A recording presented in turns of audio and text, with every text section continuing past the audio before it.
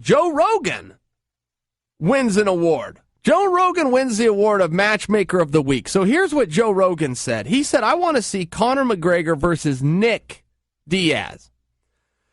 And as soon as he said it, my feathers went up. And I go, well, yeah, so do I.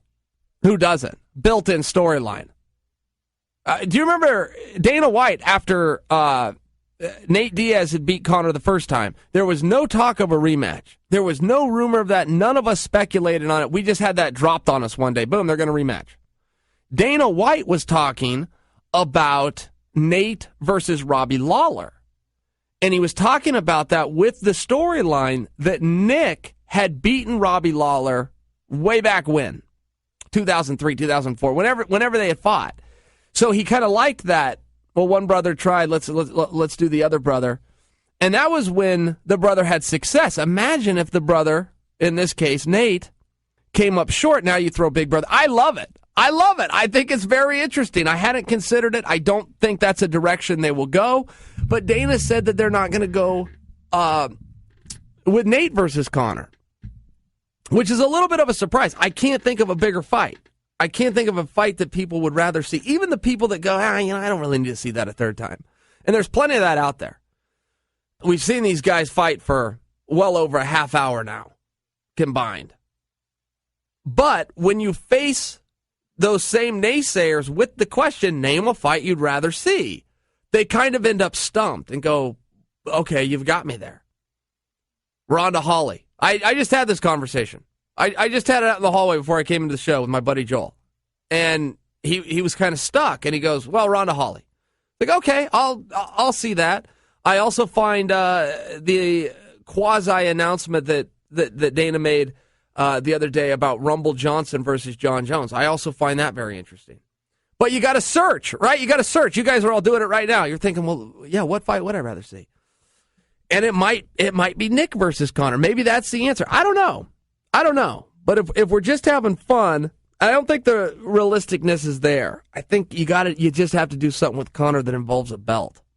Don't forget, he is the world champion at 145.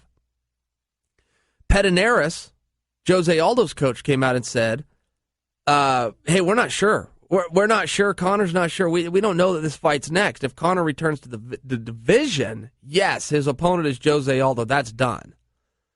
But we don't know that he's going to return to the division. And we heard from Eddie Alvarez right here last week.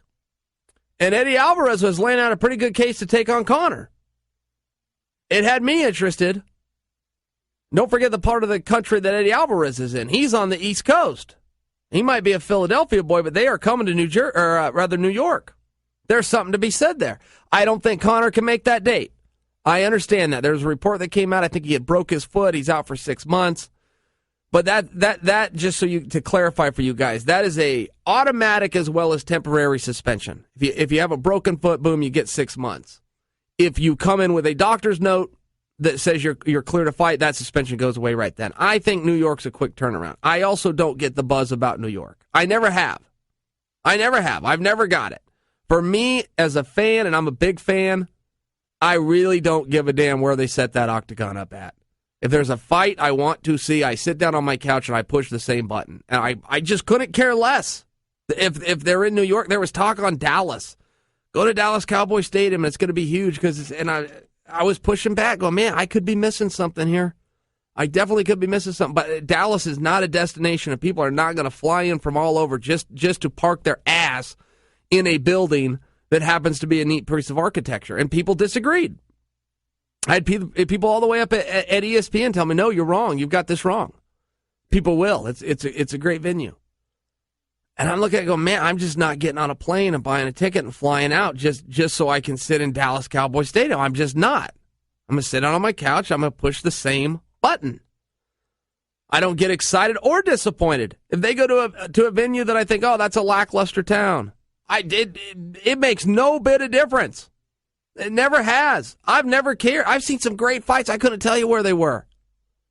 The location, the geographical location, I don't get it.